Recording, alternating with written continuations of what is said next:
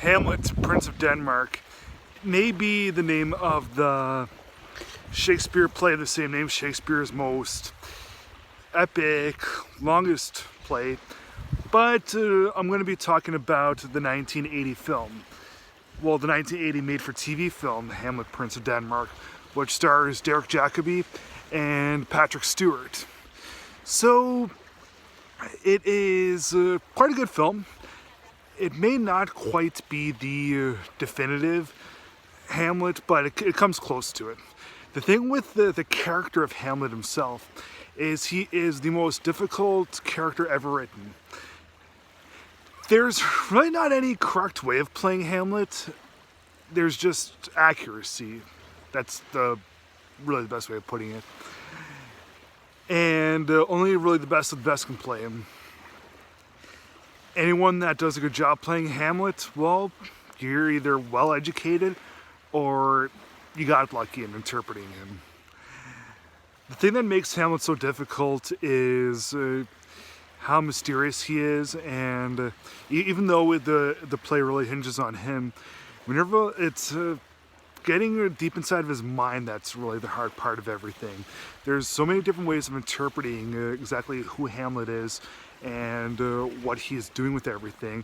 It makes it quite difficult to really comprehend what's going on in his mind. But you know, I think that in the case of this 1980 adaptation with Derek Jacobi, that he really delivers what I think to be the most accurate ever put to film. I know that in the 1920s, John Barrymore did what was sometimes considered to be the greatest Hamlet ever done. But you know, things might have changed. You know, that was a stage thing, and Derek Jacobi from 1980 was on the screen. And yeah, this is as I said, it's a made-for-TV movie, so the production value it's pretty low, but the acting value is quite high. This movie also has Jonathan Hyde and Patrick Stewart as supporting roles. Patrick Stewart playing Claudius.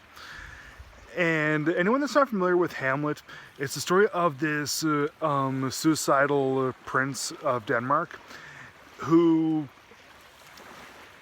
thinks that who sees his father's ghost. And yeah, his uncle Claudius has assumed the position as king of Denmark, married his mother, and is now just doing whatever he pleases with Denmark. Everyone's moved on from everything. That makes Hamlet quite upset.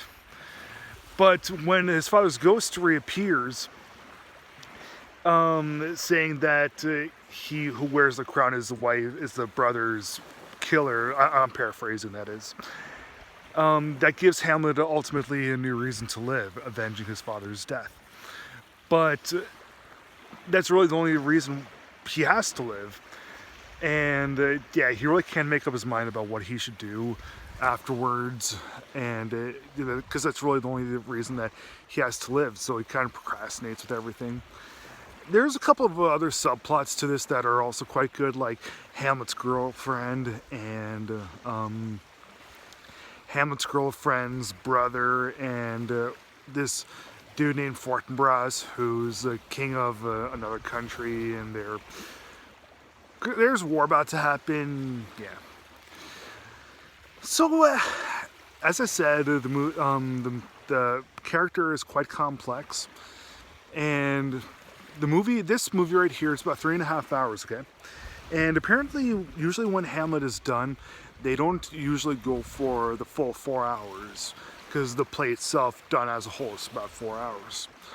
And yeah, I can just imagine how it would have been Shakespeare's time actually seeing regular Hamlet done on the stage. Now, in 1996, Kenneth Branagh decided to do the definitive cut of Hamlet, like a 4-hour version with an ensemble cast. Derek Jacobi playing Claudius in it. I didn't like that one. I'll do another review of that one sometime later. But yeah, I would Derek Jacobi. What he does is he encompasses really every sort of emotion that's felt in all the right spots. And other than he has Kevin Kline and Laurence Olivier also did good jobs in doing that. The thing that Derek Jacobi does it so well is he's able to do it to such higher degrees while still maintaining a very realistic portrait of everything. Now, there's a flaw to this. As I said, the production value really isn't very high, and because it's such a long play, the long running time and lack of a production value will bore people. I'm not saying it to be snobbish or anything. If you're a casual movie watcher, if you've studied Hamlet, you're not going to love this. Everyone's going to love Derek Jacobi's performance. How could you not? He single-handedly skyrockets this movie. But the movie as a whole, I just thought that it needed a much better production value to keep up with the greatness of the performances, especially by Derek Jacobi. If the performances weren't all that good, like if they were kind of normal or whatever, then yeah, I probably wouldn't have liked this at all, probably. But you know what, whatever. That's really just one flaw with this. And Derek Jacobi's performance is probably my favorite in all of Shakespeare. This and when Sir Laurence Olivier played Richard III in the 1950s. Two of the hardest characters to play.